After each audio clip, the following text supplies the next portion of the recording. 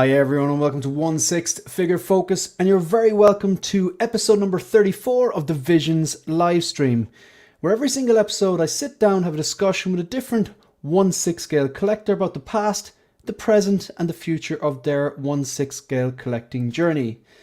This next guy is a host of his very own YouTube channel. I've started following him in the last few weeks and months, and what I like about this particular channel, and particularly about Connor, this next guest, is that he's not afraid to speak his mind, but he always comes across very, very measured. And that can be a difficult thing to do in the 1/6 scale community. He's not afraid to ask and answer the hard questions, and he does it in a very, very respectful manner, which, to be honest, that's easier said than done. Connor, how are you doing, man? I'm good. I'm happy to be here. As I was telling you backstage, kind of the same with you. You said you were just kind of recently discovering me the past few weeks. And again, I had heard about you because you've been pumping out content for a bit, but I've become a fan of yours. So it's really awesome to see you on here. I see a lot of my friends here in the chat. So this is going to be a fun time. And I'm really excited to do this because it's something different. I've never done anything like this before, you know? Good stuff. Well, I'm very happy that you've agreed to come on. We've obviously never streamed together before, just in case anyone is watching. We never even spoke to each other up until a few minutes ago, but that's kind of like one of the really cool things about the collecting community. I don't know about you, but I have a lot of friends who are into different hobbies. I have a lot of hobbies myself, but I seem for every hobby I have a friend or two that is engaged in that hobby, whatever it is, but none of my friends collect. Like none of my real physical, like real life friends in Ireland collect. It's just a lot of my friends who collect are through the 1/6 scale community online and YouTube. Yeah, I mean, I'm lucky. I actually have a couple close friends that are local to me that I've been friends with for years.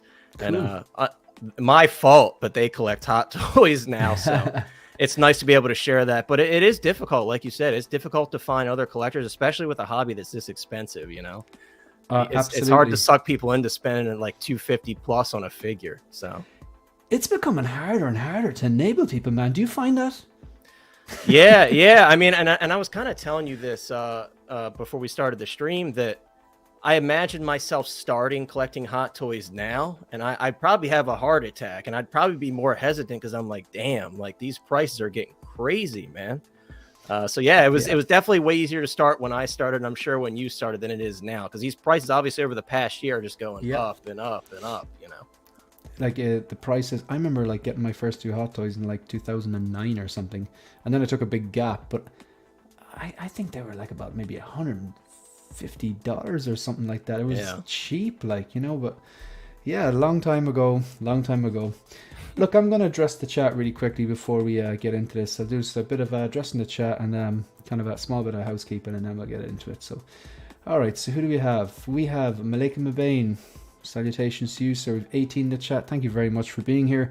We have Shiny, a live stream just in time. Let's go. Good stuff. I like when things work out like that. We have this is a friend of yours and now a friend of mine, Ryan Carroll, Mr. Mom's Collectibles. Looking forward to this one. Showing some support to my my boy Hot Toys Hotline. Make sure to subscribe to his channel. He's pumping out great content. And actually, on that note, make sure you subscribe to Ryan, Mr. Mom's Collectibles as well.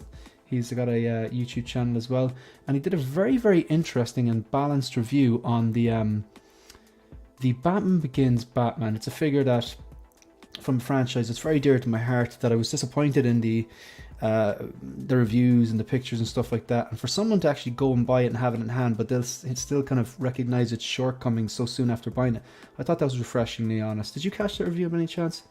I was telling Ryan, actually, sorry, Ryan, I haven't had a chance to watch it yet, but I do know Ryan's thoughts on the figure, and he's kind of been sharing them with me leading up to filming his review. Because it's like, and like you said, it's some people, especially with this particular figure, the Batman Begins Batman, they were taking photos that weren't very flattering. And obviously that happens very often. So Ryan was telling me, like, I'm very excited to film my review so I can share an honest opinion in proper lighting so collectors can get like a real idea of what this figure is about. Obviously, he ended up being disappointed in the end, but it's nice that he wanted to kind of do a collectors a service by doing a proper review on it, you know? Absolutely. Very balanced, I felt, as well. Yeah. We have X-Man Supreme. We got Commander Green.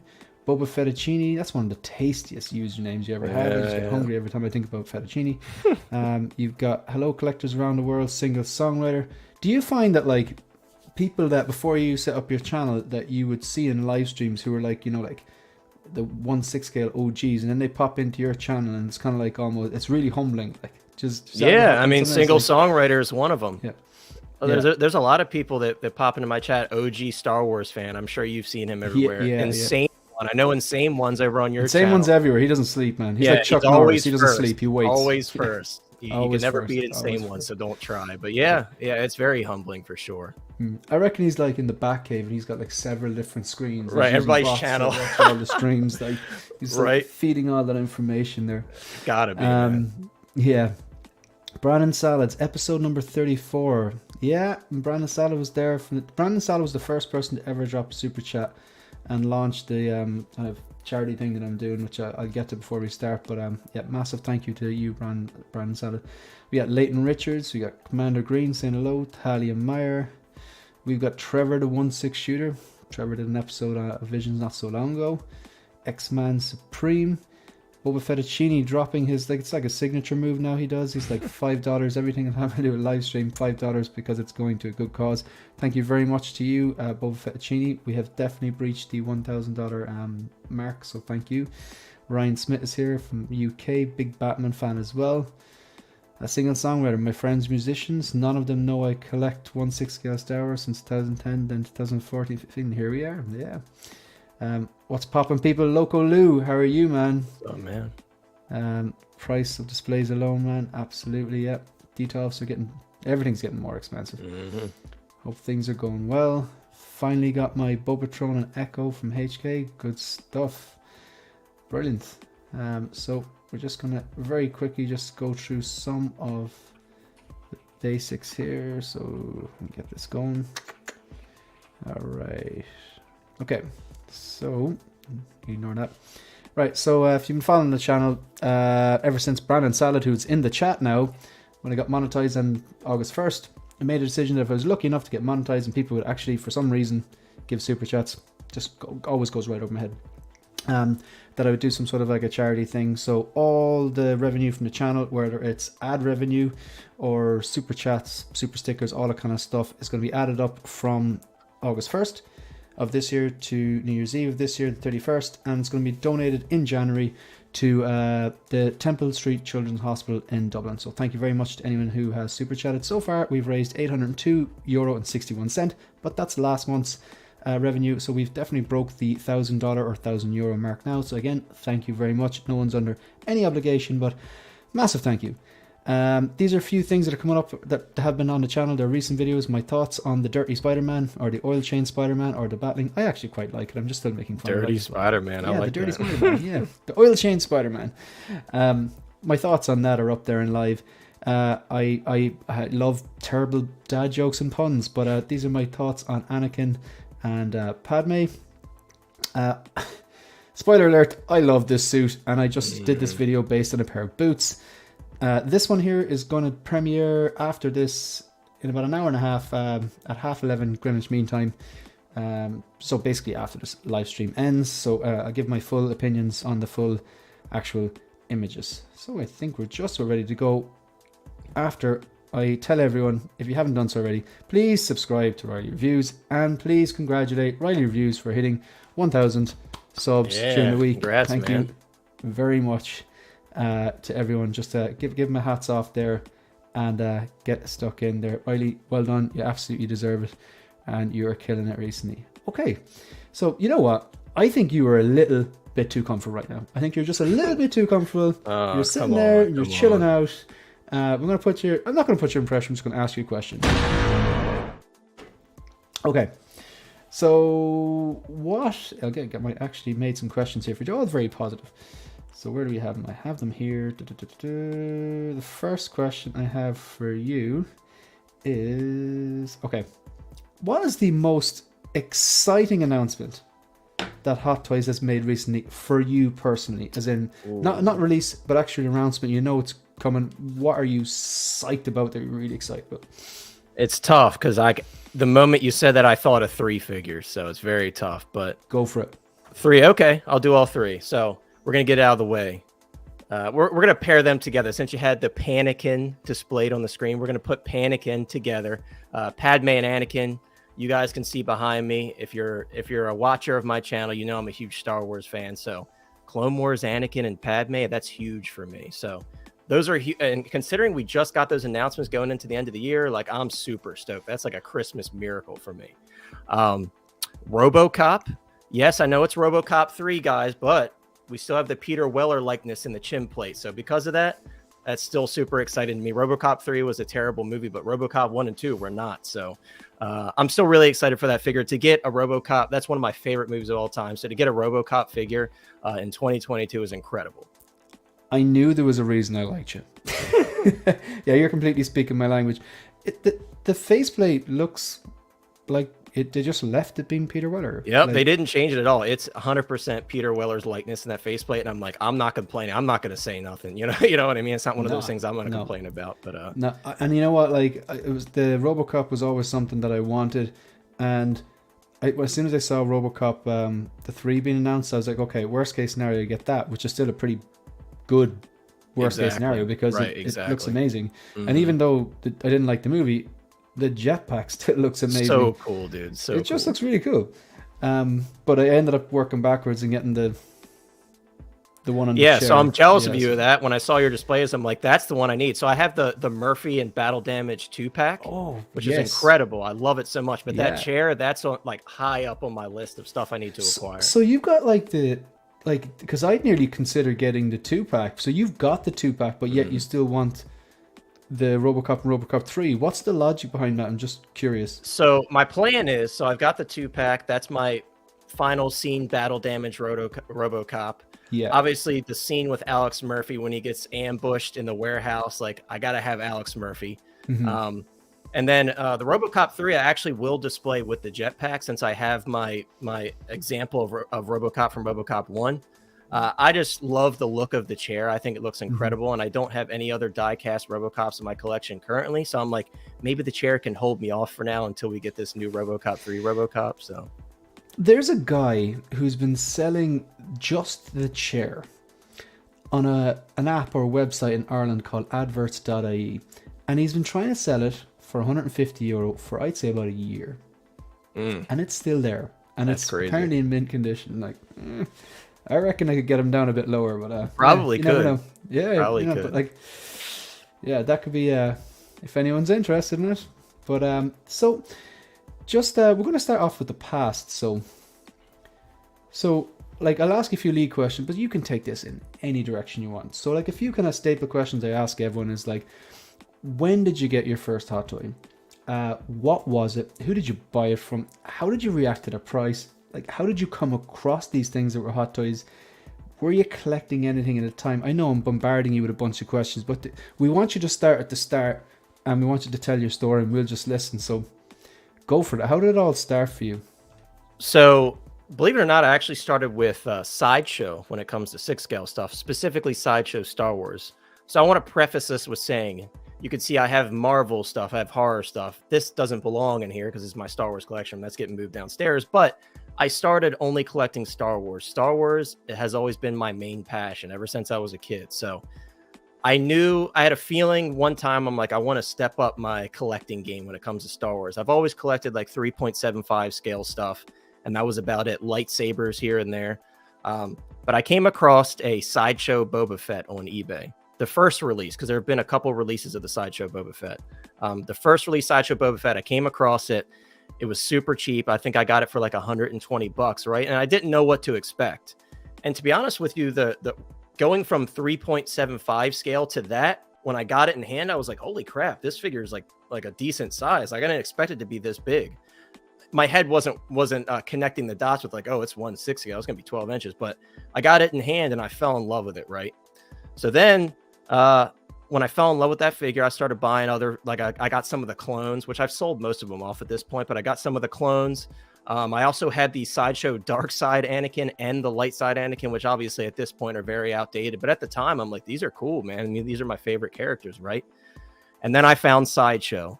And when I found Sideshow, I saw that Light Side Anakin, and I had to have it, man. I had to have it, right? So I bought the Light Side Anakin.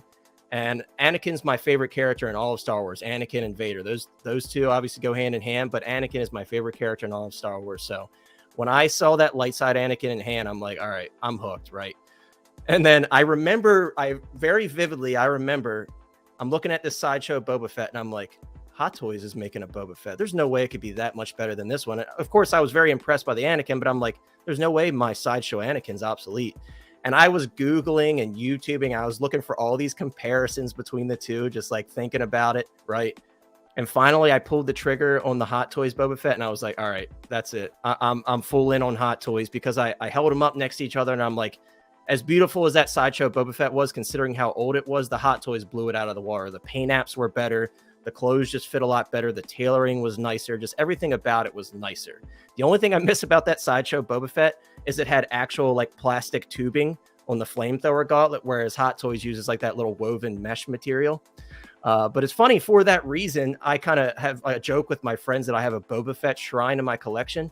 But truly, I have every Hot Toys 6-scale Boba Fett in my collection. Every single one of them. Like, you can kind of see behind me this way. There's a bunch. It's a little blocked by my microphone. But you can see there's a bunch of Boba Fetts there. I have the Book of Boba Fett ones. But that's why I have such a love for 6-scale Boba Fetts, is because that's the figure that really sucked me in. I love that Anakin, don't get me wrong.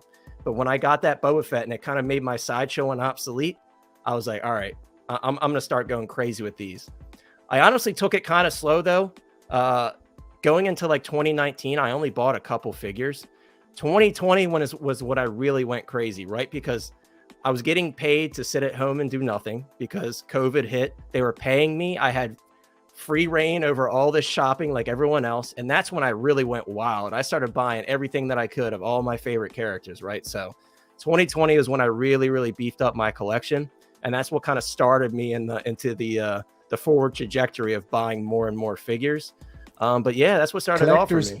Sorry to cut you off. Collectors, if you were a collector before 2020 and you were lucky enough not to lose your job and you could work from home and you couldn't spend money anywhere else, you were just like, oh yeah, oh, yeah. That was me. And the deals, man, the deals. That was me though. I'm sitting behind my keyboard. All right, what am I gonna buy today? You know what I mean? I'm like behind my keyboard. I'm on Mercari. I'm on eBay. I'm on Facebook. But truly, I mean, like you said, people were losing their jobs. I was grateful enough that I didn't get laid off. I was getting paid to stay at home and be safe. Yeah. And because of that, I was spending that money. I was the same. I was the same. I'm very lucky. Yeah. I definitely won't. I wouldn't take that for granted. Like, and I'm sure, but it sounds things that neither do you. And I know that other people would have been in the same position. But yeah, a lot of collectors beefed up their collection in 2020. A lot of collectors were born out of 2020. I'd say. I'd imagine. Yeah, a lot of them. And like I said, I was collecting before then, but certainly I have 2020 to blame for how big my collection has gotten. Or to thank. Or to thank. Depends on who you ask. If you ask my girlfriend, I don't know. It's 2020's fault. Exactly. That's what I blame. So your first 1/6K was the Sideshow Boba Fett. Did I get that right? Yes. And your first Hot Toy was also Boba Fett. And was that like which so my first Hot Toy was light side Anakin, but then I bought the Boba Fett afterwards, yeah. Gotcha. And the light side Anakin, that would be from Revenge of the Sith, and the Boba Fett, the Hot Toys one, which one was that? Was that the Empire Strikes Back, the first release, obviously in the black box, not the 40th anniversary box, which I did buy that one as well. I bought another one, but you bought the two of them. Yeah, the one I have above me, that's the 40th anniversary. I got all the 40th anniversaries apart from the Vader, because they only did 4, I think. Wasn't it Luke, Lando, the 3 of them there? Luke, Lando, Vader. Yeah, I can never point right here on this stuff. Those 3. It's hard, man, because it's like your finger goes the opposite way. Yeah. But so I got this. Yeah, I got this Luke. Oh, and the vintage Boba Fett, vintage color Boba Fett as well was a 40th anniversary. Yeah. But the vintage Boba. I forgot about that, and I didn't get the Vader because everyone always bangs on about the Rogue One. I don't have a Vader in my collection. That's shameful. But I'm kind of holding out because I really like that quarter scale. And I've obviously, like everyone has ordered the Kenobi one. Because Kenobi Vader. Yeah. That's a beautiful figure, man. Yeah, come on. Like, it's beautiful. And, I'm kind of Vader blind. You can, obviously went for the deluxe, so you could just put all the clean stuff on that, pose it next to Besman Luke, and I'm Vader blind, so I'd be like, yeah, that's original trilogy Vader. I know it's not, but you could But it then take fills that stuff niche off for and- you, you know? Yeah, I mean, it's yeah, all yeah. about how it fits in your collection. You don't have to worry about what anyone else thinks about Exactly. accuracy and all that stuff. It's your Exactly. world, you know? That's what I always say. It's your world. 100%, 100%. I like figures that can kind of be displayed with a few little things because I'm not a completionist. So like, Yeah. I'm looking forward to getting that in-game Loki, all the controversy aside, because it'll pair well with my Mark 6 Iron Man, or it'll fit up in my endgame display here. So I like the plugins, you know. Very Plugins. versatile. Yeah. Very versatile. You got your 2012 Loki and your Endgame Loki all in one, you know? Yeah, exactly. So you first ever 6K was Sideshow Boba Fett. Your first ever Hot Toys was the light side Anakin Revenge of the Sith, and then followed by the Boba Fett. So like, did you got them from Sideshow? Did you Yes. first two Hot Toys? Yep. And how did you like react to the price at the time? Were you like, this is insanity, or were you like, no, for the quality you're getting, does you know? So it's funny. So even though I was buying the Sideshow stuff, I was following Hot Toys pretty closely. I was watching YouTube videos, other content creators. I really enjoy watching reviews, believe it or not. Even though I make them, I still enjoy watching them. Same, love it. Yeah, love it. It's calming to me, and it's good to hear other people's opinions. But for the longest time, I was just kind of admiring them from afar, you know. But again, it's like my love for Star Wars kind of sucked me in. So I was like, let me take a chance on this Anakin, and I'm glad that I did because it became what it is now, you know. But absolutely, the price scared me. That's why I was collecting Sideshow stuff, because again, I knew about the Hot Toy stuff, but then again, I saw that Boba Fett for like $120 on eBay, and I'm like, well, that's a lot better than $250. I think that was the retail for light side Anakin, $265, something like that, $250. But probably $250. It was lower at the time, but yeah. So that's absolutely why I was hesitant to collect Hot Toys. That's why I'm saying, like looking at it now, it's like, it's kind of scary. These prices are getting crazy, man. Cool. Just going to address some of these chats so far. So Mark Pearson says he loves a sweater. So I just have to show people this. It's like, so it's the Trench Run, baby. That's fantastic. I thought it was the right blend of Christmas, Star Wars, and hideous, but I absolutely love it. I'm not even sorry. Thank you very much, Mark Pearson. Chuli, so question for you, Connor. Shane, can you ask him how often he reposes his figures? That's a good question. To be honest with you, probably not as much as most do, but I've kind of, now that I have, so I just, and I'm sure we're going to get into this later, but I recently upgraded my displays, and now that they're open like this, I feel myself wanting to repose them more. Whereas before, when I had them in the detops and it was shut and I liked the pose, I'm like, I like how it looks, I'm going to leave it. But now I'm like, I kind of want to repose that. I kind of want to repose this one. So not very often, but I think that's going to change. Excellent, excellent. Do you find with the detops, like, if you open them from the top, and if something's like barely holding, I don't use stand, so if you put it too hard, you might just have one topple or... Dude, it's my worst fear. It's what my worst fear. And also, I had 9 detops, and I just sold them to a buddy of mine who I stream with, and there's inconsistencies with the detops, right? I don't know how it is for you, but for mine, I had some that the door is like super stuck, and when you pull it, it's like you said, that everything shakes, and you're like, oh. And I've got all this stuff up top, like my vintage collection, and those figures, every single time the one detop, they would just all come crashing down. And I hated it, but I love how the detops look, though. It's such a clean look, and I'll miss part of that from having it in my collection, but I am really enjoying having these like wide open, like garage style shelves that I built just because I have more room for vehicles and such. Yeah, they're kind of very like Moducase-esque as well, the way you have them done. Like, and like the lighting, did you put in that yourself? I did. So you can kind of see behind me, I got 2 strips here, and then along this front on the underside, which you can't see, I wired 2 strips there as well, just to kind of provide ample lighting all around to avoid shadows as much as possible. Yeah, good stuff. And it's unique as well, like, because a lot of people are they're kind of like, a lot of people these days are, you know, Detofs or Moducase, or in the process of getting Moducase. But it's and then you have like people like Posing with Peter and Costa who are building their own, or then the garage shelves, something different as well. I suppose again, kind of comes back to it, like what works for you. Just gonna fly through some of these super chats before we go on to the present. What's up? Hope you're all doing. What's up? Hope everyone's doing great.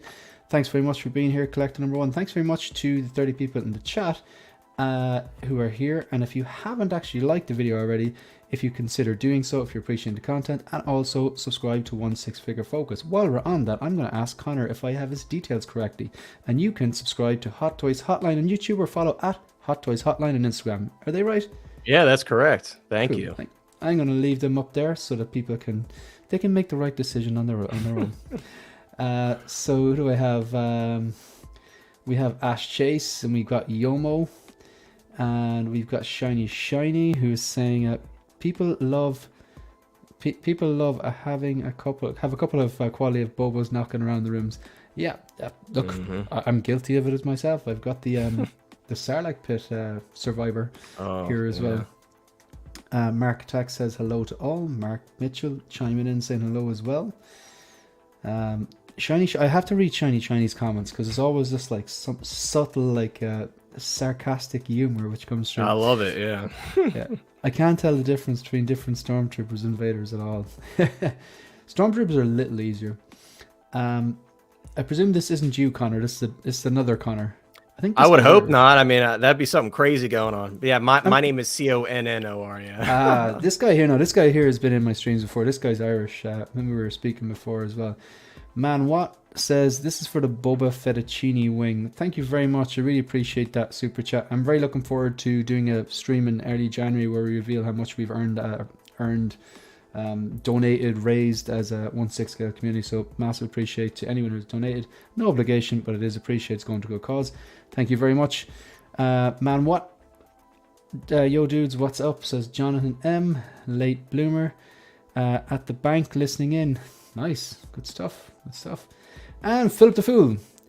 I've already bought one muscle rack and plan on buying at least one more. Just getting everything I need. And hopefully I'll start building up the first one here soon. Excellent stuff. Yeah. Brilliant. Okay, so we've gone on to... We've kind of like looked at... Basically, I'm not going to lie to you, Con. I'm not going to try and be cool.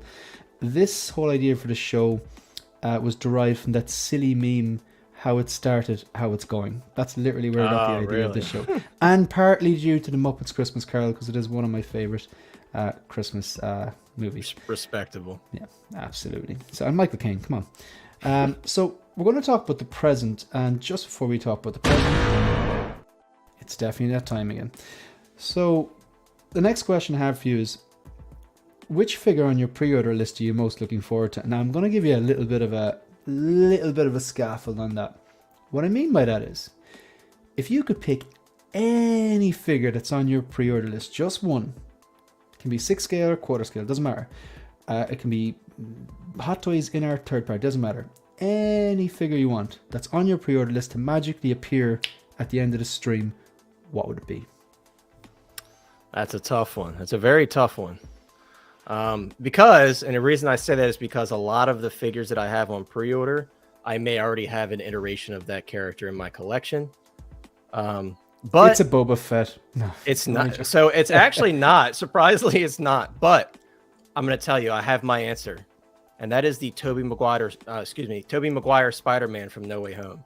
I'm a big Sam Raimi Spider-Man trilogy fan.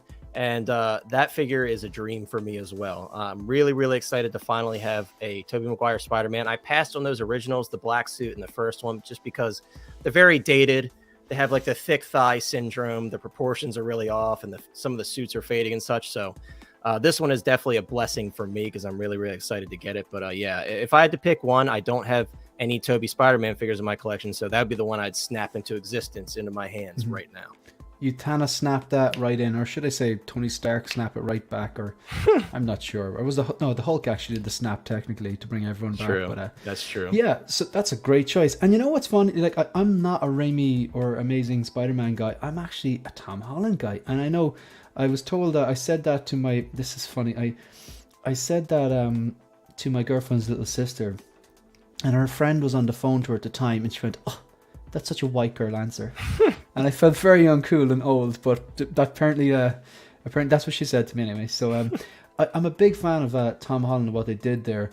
And I still, though, from No Way Home, it gave me more respect, though, for Tobey. I grew up on Tobey Maguire and Andrew Garfield, but more so Tobey Maguire. But even though Tom Holland's my favourite rendition of it, No Way Home gave me a deeper kind of respect for Maguire's version and Garfield's version, just the way that they were brought in, they were integral parts of the movie. Yeah. And I have that same figure on order. I'm going to get the Andrew, I'm going to get the Toby, I'm going to get the integrated suit, and I'm going to get them do the meme pose. I don't care. I want to do it. Got to, man. You got to. Yeah. Graham, are you a fan of the Jedi Knights Watch channel? Yeah. Jedi Knights Watch he's the truth, man. You see him all over the place. You can't avoid him, but for good reason. So I absolutely am. I have a massive respect for Graham, always has since the early days before I even have details, and I was messaging him responding to, like, I made some comments on some videos he had about making rises for the details, because I knew I wanted details but I didn't want him sitting on the ground. And he's such a gent, just responded back to all my comments, was really patient, really helpful. And I haven't streamed in a while, but he's definitely, we need to sort that out, because Graham, if you're watching, I love you, man. What do you guys think of buying module cases one by one from Sideshow or Big Bad Toy Store and building them rather than buying the entire thing at once from overseas and waiting a year? I'm going to go with Connor on that one. You can go first and I'll answer after, if that's all right. So I believe, and those of you who are familiar, correct me if I'm wrong, but I believe the ones from Sideshow and Big Bad Toy Store are shipping a lot quicker. So if that is the case, then maybe it makes more sense. I know of another collector. I was recently watching or reading something, and he was saying it took 18 months for his module cases to arrive. And that stings, guys. That really stings. Waiting 18 months, and they're very expensive. So as long as it makes sense for you and the prices line up very similarly, then why not? Why not get them quicker from Sideshow or Big Bad Toy Store? Big Bad Toy Store has that super cheap $4 shipping. I don't know if it applies to everything, but I think it does. So, I mean, take advantage of it if you can, because I wouldn't want to wait 18 months. That's a long time to wait. I mean, and a good point that some people made about module cases, some people might be out of the hobby at that point and moved on to something else.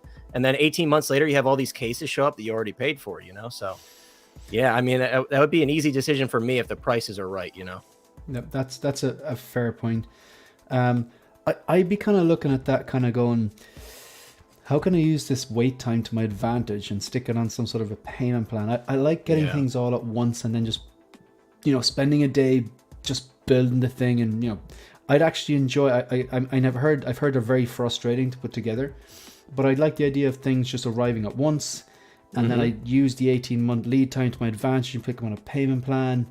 And then, like, I'd actually, clear my schedule for a day or two and just go, I'm going to enjoy building these. I'm going to listen to every stream under the sun and loads of music and have a beer or two and whatever. Right. But I know that Graham is in the chat and he's going, yeah, he will not enjoy building those, buddy. So, do you know what's funny?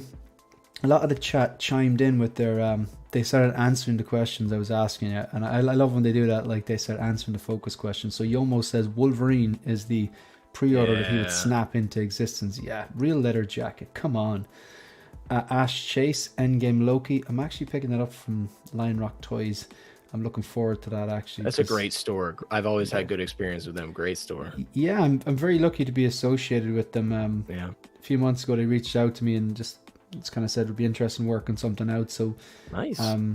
I shop around. I'm big into like price comparing and stuff like that, and we get stung with customs here. So it's great. You don't get charged customs when you order with them. So I usually like shop around and go, look, this is the figure I'm looking for. This is the best price with shipping. I can find it.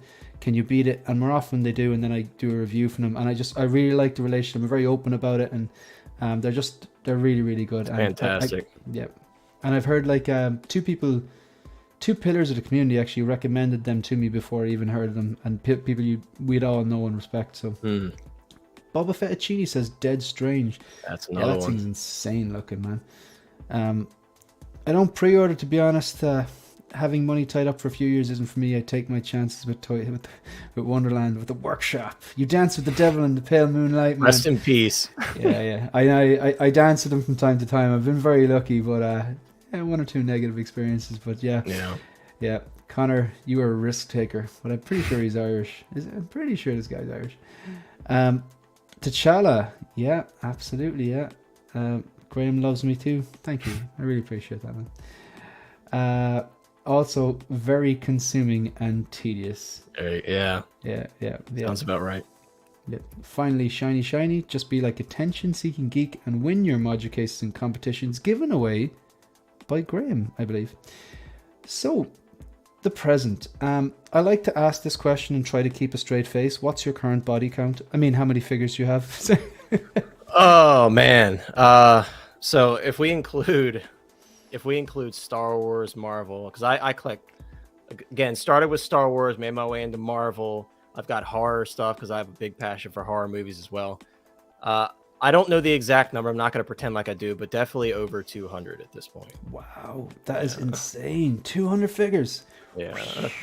And I'm not even trying to brag. I'm just being real with you. At this point, it's over 200.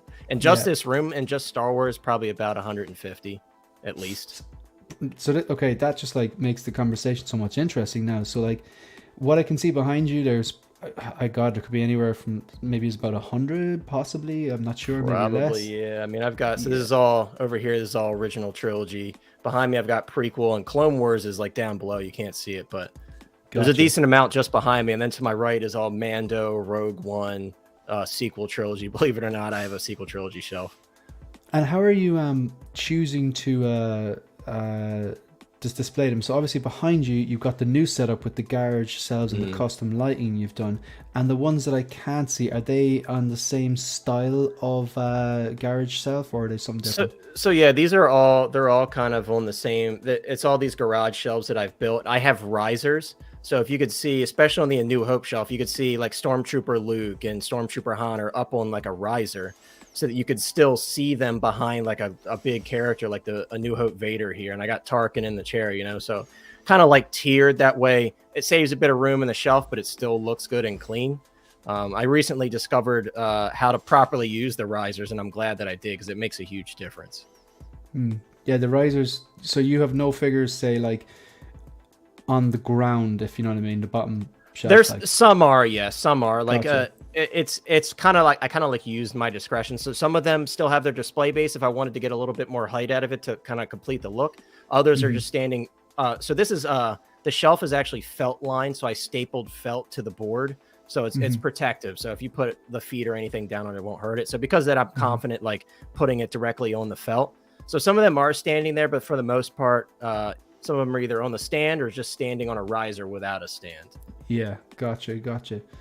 And so like then, do you have like? I'm always curious. Like, I have people kind of say to me, Shane, when you get to a stage where like I've got 5 details, so 20 spaces, and I like to do 1 per shelf or something like that, or sometimes the odd time 2. So they're like, oh, what happens if you get more than 20 figures? And well, I do have more than 20 figures. I just have some displayed in floating shelves, and I'm lucky enough that I have another half, and she's very, very patient. She sees them as art too. Yeah, and there's a very nice Millsbow cabinet down in the living room, which fits into our decor because it's black aluminium with glass, like IKEA shelf. Yeah, it's nice, and it fits in with a lot of our like furniture down there is black. So that's my trooper display is. So like a lot of people always ask me, like, what would you do if you wanted to maintain just 1 figure exclusively per shelf? And I think I might rotate, but that would involve taking some out, boxing them up, storing them, and then every so often doing that. Do you have stuff boxed up, or would you display everything?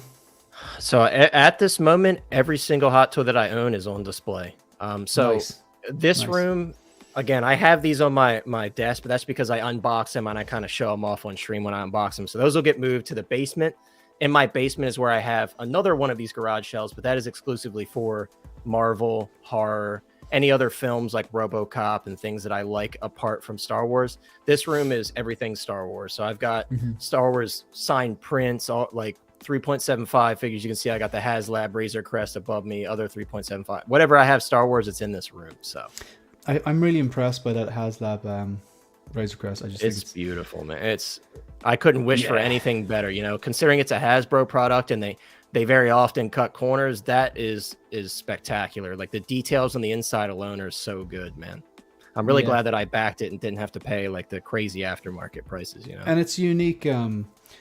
Yeah, it's just the way they back that, you know, it doesn't automatically get built. It's you have to back it. I think it's a unique way of doing business. I think that's really, really cool. It's fun too. Yeah. It's fun watching the numbers go up and or down if they don't like because they always throw in those little tiers where it's like, this is the next tier. If you guys reach it, you get this. And when they're crap, it's funny watching the numbers go down because people are like, yeah, I'm not backing this anymore. Yeah. And like I have a few questions just like based on like where you're at presently, right? So you spoke about your, you know, the kind of number you're at. You've spoke about how you recently made the move away from 9 details to Garage 7, the custom lighting, and you have the way you've got like your original trilogy and Clone Wars and your prequels and sequels, and you have some Marvel and some DC. I noticed you've got the 1-to-1 Grogu. Is that the Sideshow? Yeah, so actually that was a day one pre-order for me because I was Mando hype drunk galore, and I still absolutely love that show, but that show was so important to me. So when I saw that go up, I actually pre-ordered it. Originally it was $350, believe it or not, and Sideshow raised the price. I don't know if people remember this, but they raised the retail price about 3 weeks later. So everybody who pre-ordered in the initial when it first went up, they got it for $350. It went up to $375. Now I think I remember that. Yeah, now we have a local selling app called Mercari. I don't know if you guys have it there. I don't think you do. I think it's US only. I've heard of it, but I don't use it. But you can get them. I've seen them selling for like $200 on Mercari, which is crazy.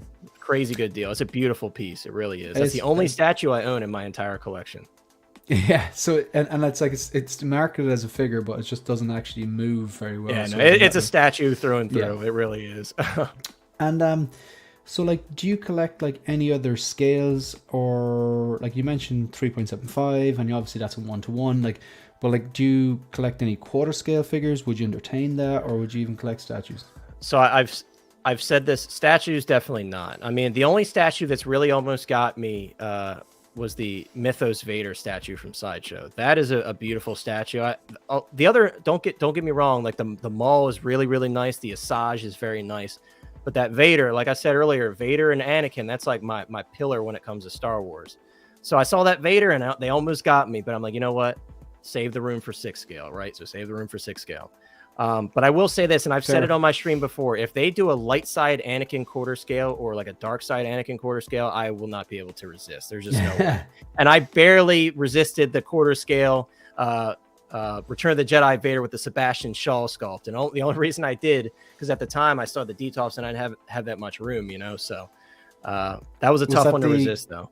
The quarter scale Hot Toys? Yeah, the quarter scale Vader with the Sebastian Shaw head sculpt and everything. It's beautiful, man. I've seen it in person. It's really, really nice. I've got like right behind my screen in the corner of my room, like my screen, like right there, just faces the corner of my room. I got the quarter scale Mark III, and I actually love it. And my vision is like to have a quarter scale Marvel, a quarter scale DC, and a quarter scale MCU. Marvel, DC, and Star Wars, sorry. And I have the Marvel, and I'm going to pick up that Dark Knight trilogy quarter scale because... Beautiful. Dark Knight is just, come on. Yeah. And that Vader would make so much sense. And I'm always looking for it. I'm not like actively looking for it every day, but I'm always like, it's going to happen. I think they could 2.0 that for the 40th anniversary. That could be such a thing that they could possibly do. Like, yeah, and I don't know if you know this, but the Darth Vader Deluxe 6 scale from Kenobi, they took a piece of that quarter scale base and used that as the light up display base for that Vader. If you take that, once you see it, you can't unsee it. They actually took the top of that display base and used it for the 6 scale Deluxe Vader that we're getting. So I thought that was really interesting. That's from Kenobi. They actually took the top of the quarter scale one. Yep. I think I remember that looked a bit familiar, right? I was like, yeah, because I thought to myself, I'm like, why does that look so familiar? And then someone pointed it out. I'm like, you're absolutely right. That is off of the quarter scale base. So at least I could say I have that, right? Yeah. I'm going to take a look at some of these chats here. So we have Connor, where are Lion Rock toys based? First time I've heard of them through the channel. They're Hong Kong based reseller. Yomo, I just have 5 at the moment. Five figures. Yeah, I think it probably when we were talking about how many figures I have in my collection. Yeah, that must make sense. Shiny. I love how Shane makes it seem like some people have bad experiences with Toys Wonderland. Lol, and he calls me sarcastic. Yeah, some people do have bad experiences with them. I have 14 figures on my shelves, and I think I've got 2 bad experiences with them. which think they I bought from them rectified. like 3 times, and I've had one bad experience. But they did take care of me. But that was long ago. That was like 2 years ago. I bought from them. Yeah. They need to be like prodded to Right. to sort you, I think. Exactly. Yeah. So Boba Fettuccine just having a laugh, and then it's actually wholesome. He dopoed Grogu. He's like, I want me that damn baby Yoda. Yeah, it was like that. It really was like that. Yeah. In fairness, like we know that Grogu comes with everything these days, the small ones, but like I do think that we all thought we knew what we were signing up for watching that first episode. We just thought, oh, you know, he's going to be a mysterious bounty hunter. He's going to be like callous. Right, all these different, And which he kind of was in a way. And then it's like, suddenly this cute little life form showed the empathy and the connection. It made the show brought more out another interesting, side Mando that we haven't really seen from a character like that before. Yeah, absolutely. One-dimensional characters often are boring. Like you need that kind of, is he a bad guy, is he a good guy? That's kind of right, the mystery. I mean, there's a lot of mystery behind Boba Fett too, you know, especially in the book of Boba Fett. We were all these years people were waiting for answers, you know. Absolutely. Were you a fan of the Boba Fett show?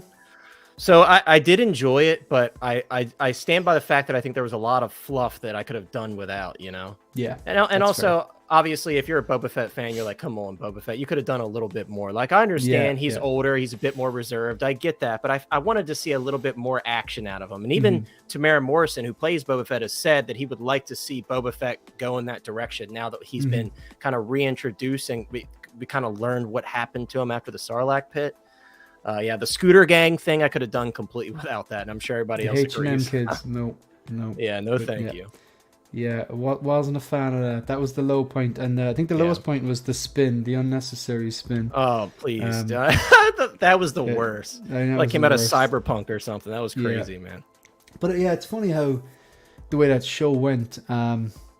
It's just because like the Mandalorian season 2, when he returned and he took out like one battalion with like of stormtroopers with his like gaffy stick, right? And then he took out like two ships when he got his armor back. That was just like, oh my god, this is so like hype. What we wanted to see for 40 years or whatever. Like exactly. Yeah, you know. But it's you can compartmentalize, I think. Like, but you never know. Maybe they get a second season and it ends up being really good. It could kill it, you know, if they let Tamara Morrison take the character in the direction he wants to. You never know.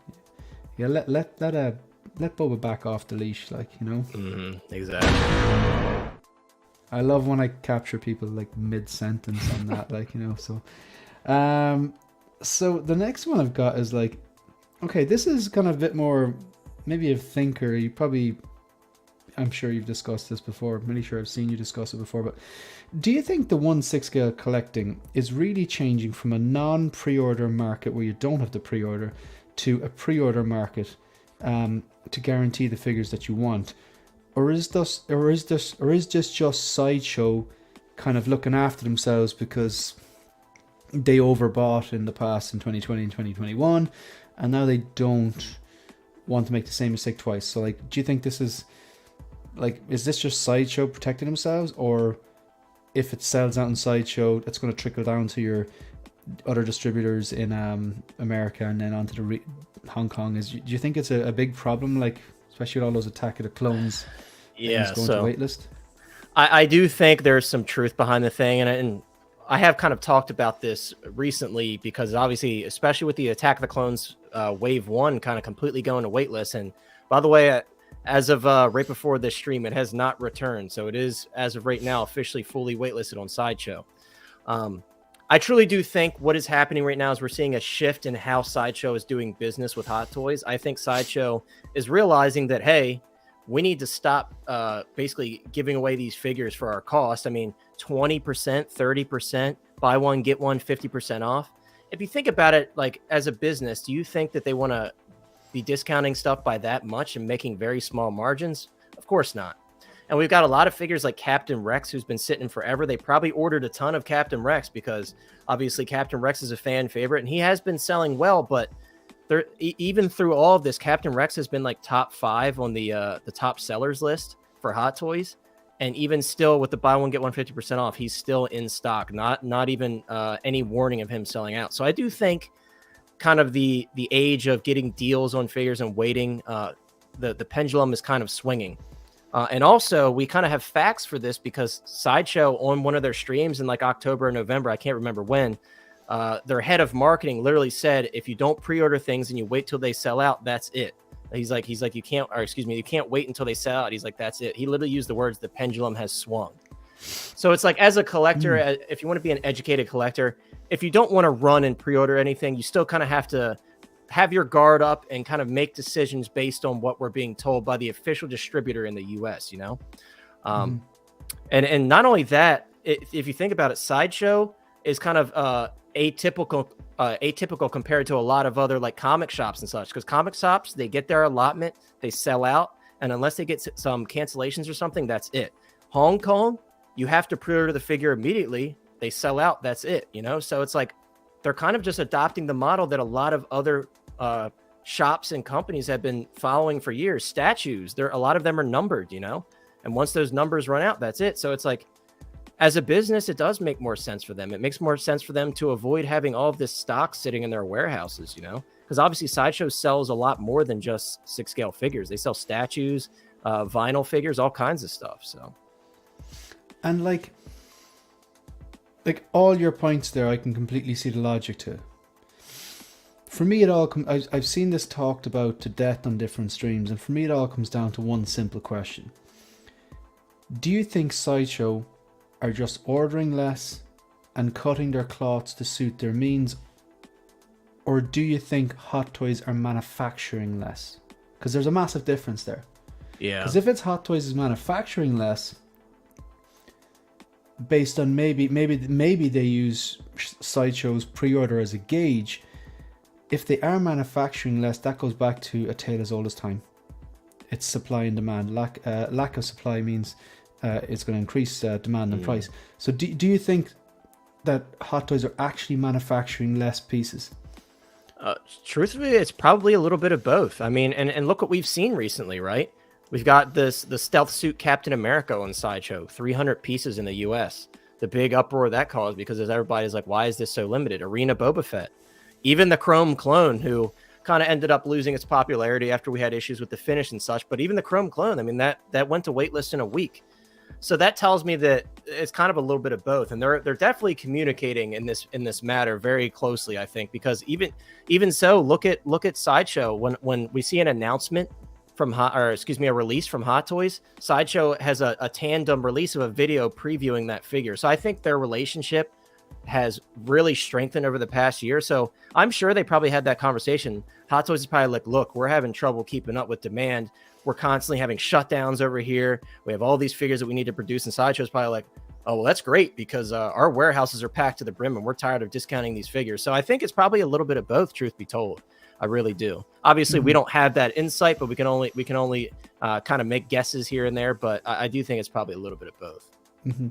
Like if it is true, like I think collectors will all probably learn the hard way, really, won't we? Like, I mean, a lot of the stuff that went on waitlist there over the weekend, like I'm pretty sure, wasn't it the R2D2? The whole wave, man, everything. The shiny clone, as people are, the whole phase one wave. And again, I checked right before the stream, and it is still on waitlist. So a lot of people were expecting, like, it's probably a fake out, which has happened in the past. But recently, more often than not, they stay on the waitlist. So it's all still on the waitlist at the moment. Yeah, it's interesting because the only one I actually had an interest in was the clone pilot. Like I don't collect prequels. I'm not the biggest fans of the prequels, but the only prequels figure I have actually is Commander Cody, because I do love Troopers. Ooh, and I saw the clone pilot figure, and I thought, oh man, there's something unique about that. I really like the splashy yellow and the different alternative helmets. Just while you're on that topic, phase 1 or phase 2 for you? As in the just in terms of the look, like what do you prefer, phase 1 or phase 2? Phase 1 right? If I took the shiny, phase 1 or phase 2? I'm talking about the clone pilot though. Well, yeah, but you do have two different helmets with the clone pilot as well. Right. Okay. I'm with you now. I actually like the weirder looking one.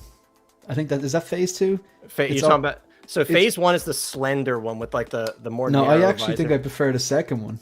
Good man. That's to me be quite too. honest. A lot of people have love for weird. phase 1, but I prefer it as well. I prefer it as well. Definitely. Like, because I was aware like the phase 1, phase 2, for the shiny. Don't think do they have 2 different versions of that?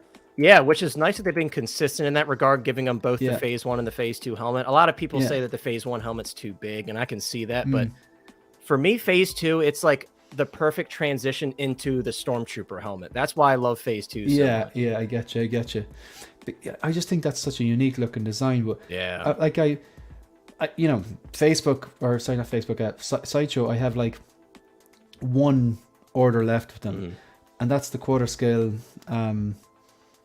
but the Batman. But to be honest, like, I'm nearly hoping that gets delayed so I can cancel, get the NRD back, and just get it from Lion Rock or someone else. I've heard shipping is getting crazy through Sideshow to your neck of the woods. Oh, it's like it was $40 was the go-to, was the standard for a normal 6 scale. Then obviously something die-cast would be, or a bigger box would be more expensive. But now, like, that Luke, that was $50. So it was the first time it went from 40 to 50. Crazy for a figure, because that's a light figure. That jumpsuit's like the light materials is crazy, and it's not a regular big box. 6 scale. Nope, not a big box either. Not at all.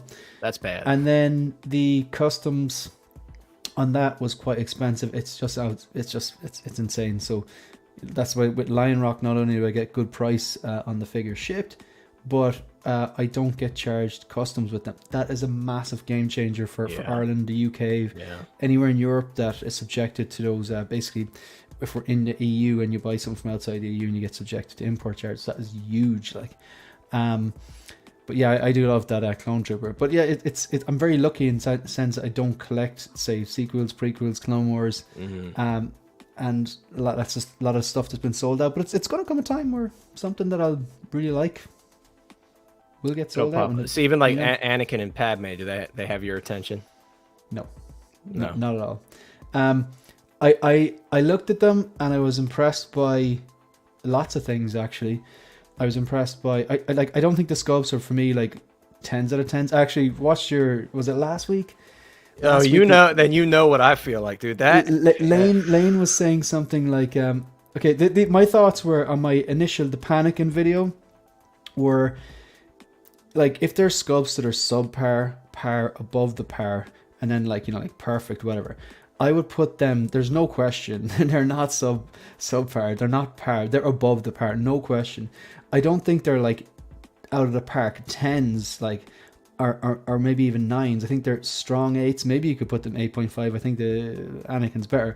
But I heard you, and I can't remember the other guy's name, but Lane was trying to say that they were like 7.5, and you're like, I think it was Ryan actually. I think it was you and Ryan saying, no, Ryan, 7 isn't part of the conversation. We're not and I completely agree with that. Like, whether I'm going to collect them or not, they're very strong head sculpts. But like the Anakin, like with the fact that it comes with 2 USB lightsabers, the fact that the head sculpt is so strong, the fact the tailoring is really good, the fact that it comes with the metallic arm with the wiring in it, I was like, oh, come on, like these prequel fans are going to eat this up. And you're right, we're going crazy. Yeah. And for the price, I mean, it's very fair considering what he comes with. Truly, it's a random price, but $279 random. But yeah, and like beautiful. Padme's $270. She doesn't come with any USB lightsabers. You know what I mean? So it's where's the disconnect? You know, it's very strange how they pick these prices. That situation was just like, it's a typical. I'm really, really happy for the people that are buzzing off them. Like it's just as the kind of thing. Like Riley Reviews saying that Hot Toys dropping knowledge tonight. Absolutely. Commander Green says I like Phase 2 more, but I've been a bigger fan of Phase 1.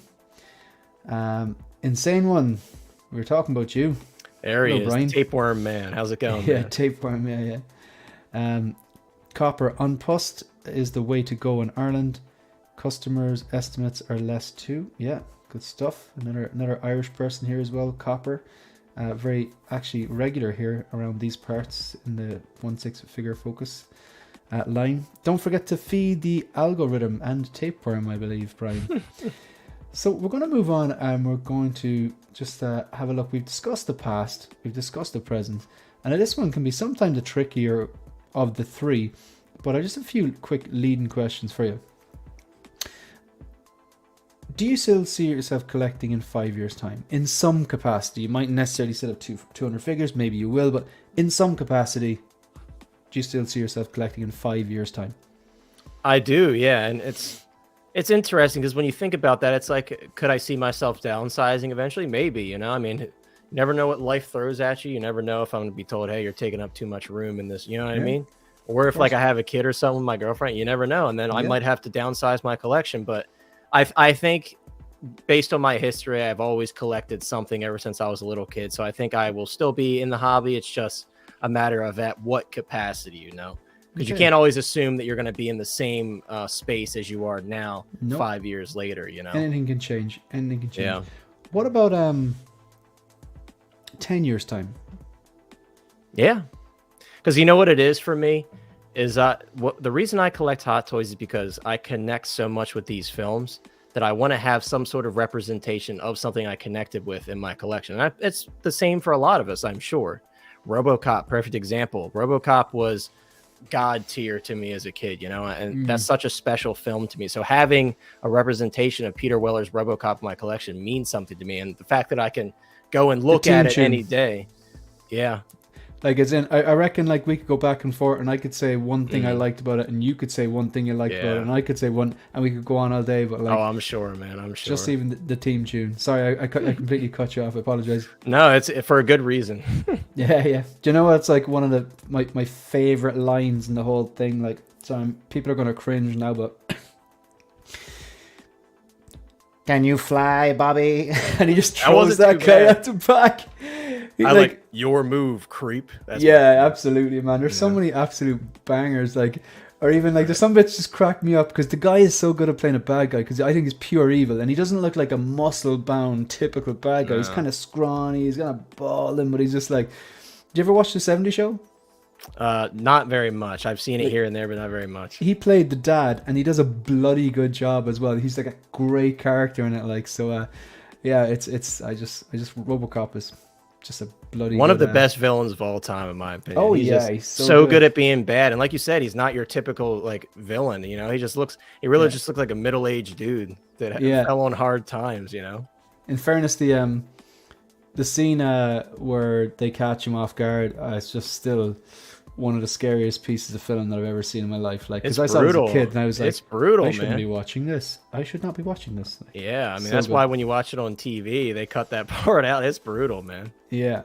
So, like, what about, like, 10 years' time or even the rest of your life? I know things change, like your job could change, your financial situation could change, where you're living could change, you know, if you have a kid or not and stuff like that. Like, we could all get sick, touch wood, it doesn't happen, but like, in some capacity, would you see yourself collecting something like for the rest of your life? Like, the collecting, that could be like 5 figures and just rotating. Okay, I'm always going to have 5 or 10 figures. Or like, would you think you'll always, like, if you sold everything, would you be getting the itch going, I kind of want to just get a few figures back again? Or yeah, and that's what I always say too. It's like my girlfriend jokes with me about the amount of figures I have and how much money I'm spending. And I always tell her, like, just know if I sell these, I'm buying something else, you know, because I'm not ever in just one hobby. I've got various different hobbies. So I do think regardless of whether it's Hot Toys, I'll always stay with something. Like, again, I've basically my whole life, I've collected some form of a 3.75-inch Star Wars figure.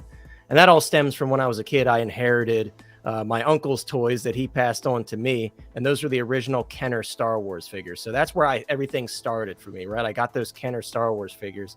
And I kind of fell in love with that scale of figure. So I think, honestly, if I did stop collecting Hot Toys down the road, I would at least keep something 3.75 in my collection just because it takes up so little space, you know? And it's just easy to, like, throw on a bookshelf and forget about it. So. No, that's a fair point. The 1/6 scale, I think, is actually the ideal scale in the sense that, like, it's big enough that you get that detail, but it's that small enough that's not like a quarter or statue. Exactly. Where it's like insane. Like, you could have a few. Exactly. But I get that logic with the 3.75. And there's another question I want to ask, but I'm going to kind of hold it off until the end because I mean, you probably heard me answer it. If you've watched any of the visions to the end, you may or may not have heard me ask the question. But so, like, the next question I want to ask you. So just before I asked you the next question, I'm going to ask you your fourth focus question. So, this is a bit, it's kind of collector related. As a content creator,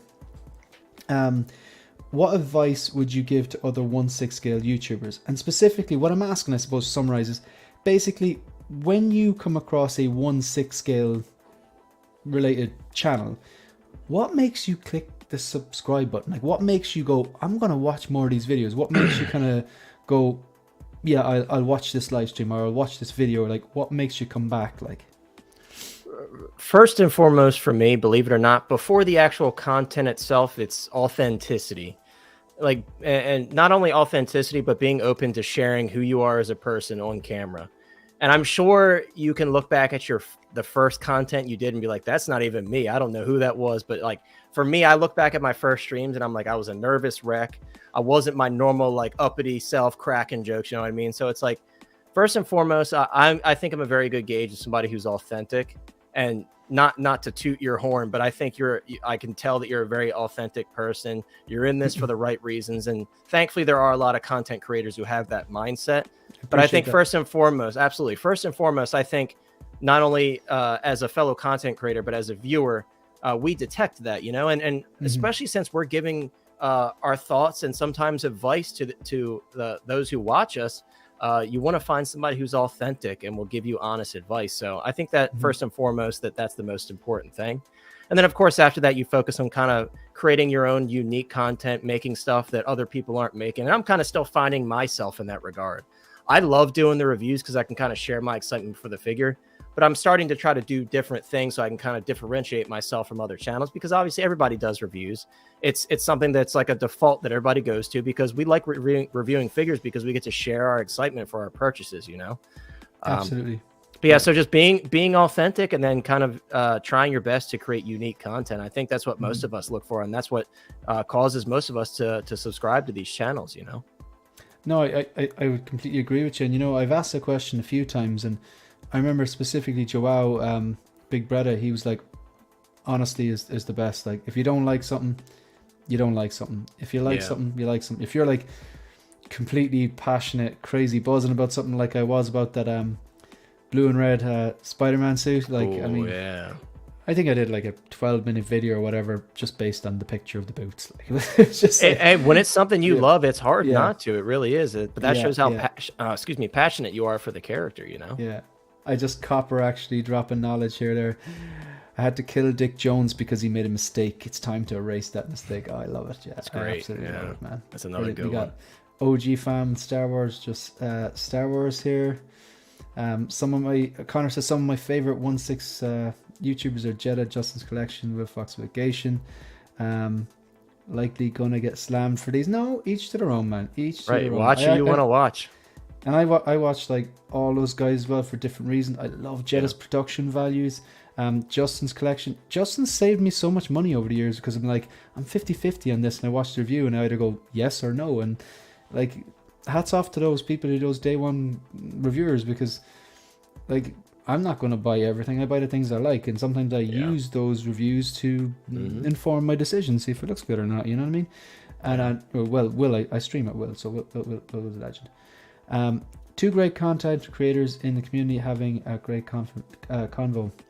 Thanks very much, Ryan. Maybe is he talking about us, or is he watching another stream simultaneously? I know, maybe he's got one of those displays we were talking about with all the streams. Yeah, exactly, like the back cave. Yeah, thanks very much, Ryan. I do appreciate that.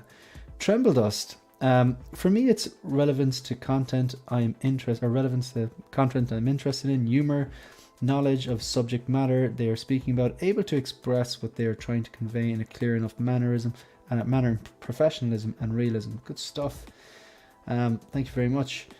So I think it's time to just one question before I ask you the final focus question.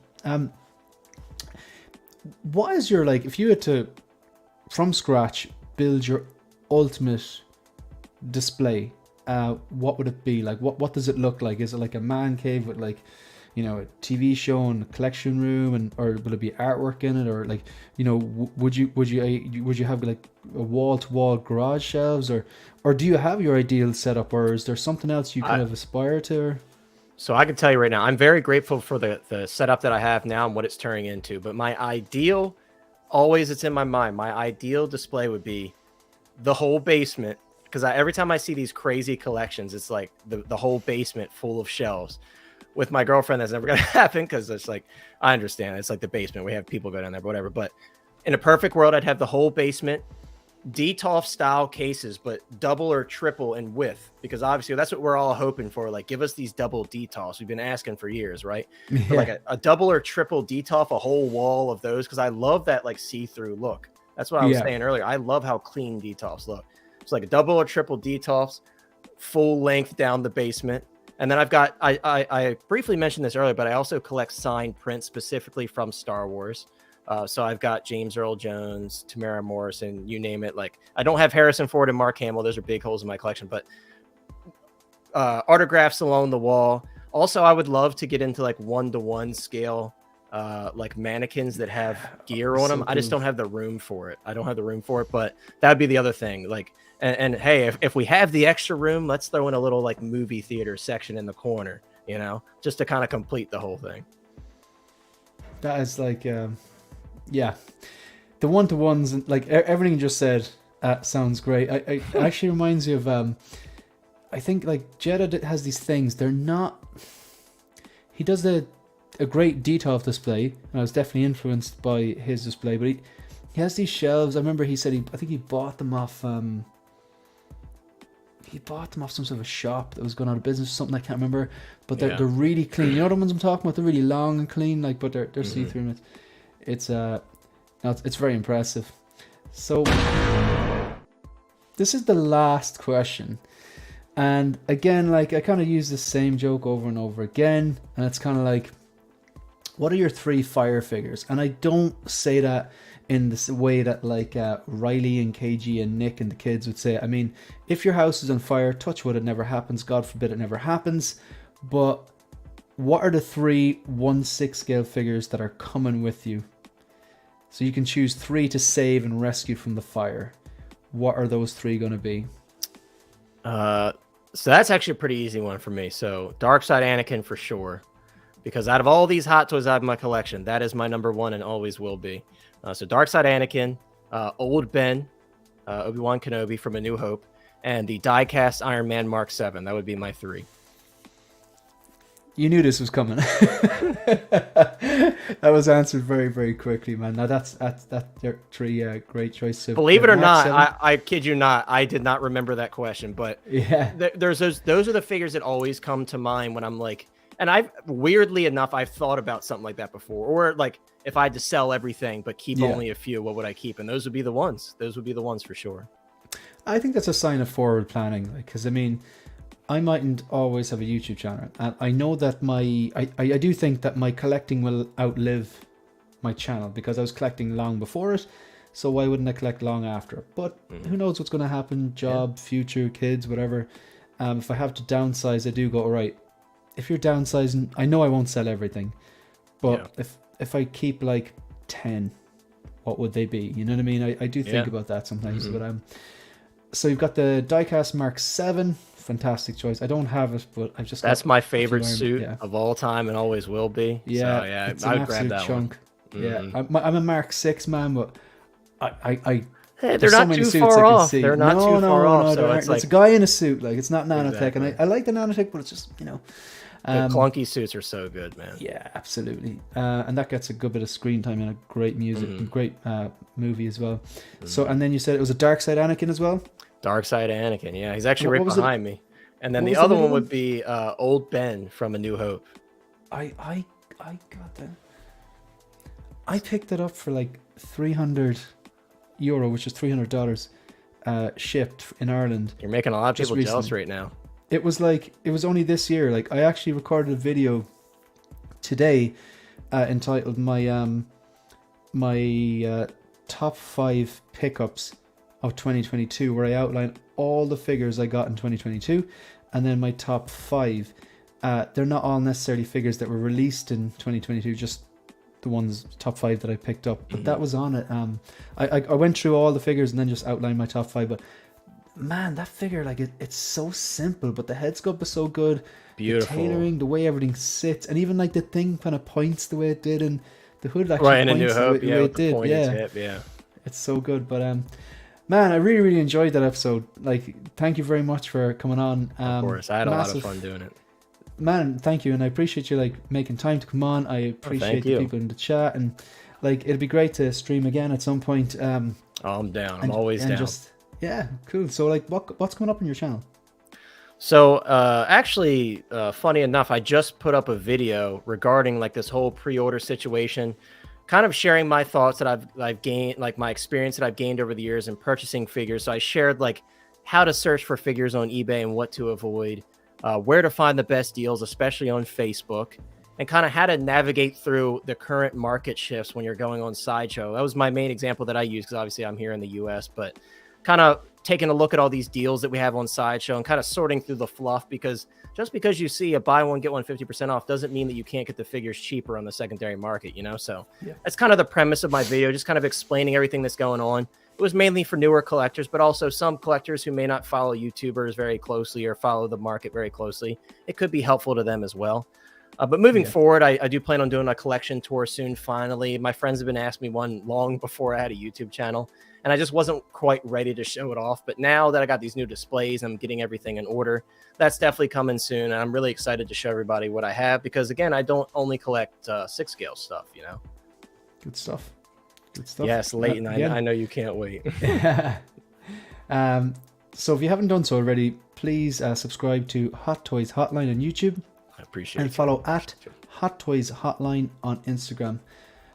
So what's coming up on my own channel? So obviously, if you're watching right now and you've enjoyed this conversation, you enjoy this type of content, maybe you'll consider liking the video and subscribing to the channel if it's your cup of tea. And I'm also on Instagram at 16figurefocus. Really quickly, I'll just outline this one particular video is premiering in about 13 minutes on my channel. So it's just, spoiler alert, I really like it, and I basically talk passionately about it for about 13 minutes. So yeah, if you still want some more 1/6 scale content, and you're interested in this figure and you like this figure and you want to hear my thoughts, maybe you'll stick around for another 13 minutes while this premieres. So I think we're going to call it a day there, if unless there's anything else you want to add. No, I mean, hey, you're a good host, man. You were on the tee with everything. It was an absolute pleasure. Absolute pleasure. I had a lot of fun doing this. Excellent, man. I appreciate that. And again, like I said, thanks for making time. It can be difficult sometimes with, like, obviously work and life balance and the time zone, obviously. Yeah. But no, I do appreciate it. Of course. So shout out to the chat. Thank you very much for everyone for being here, for just engaging and just helping us put this together. So that's us pretty much done. So see you, folks.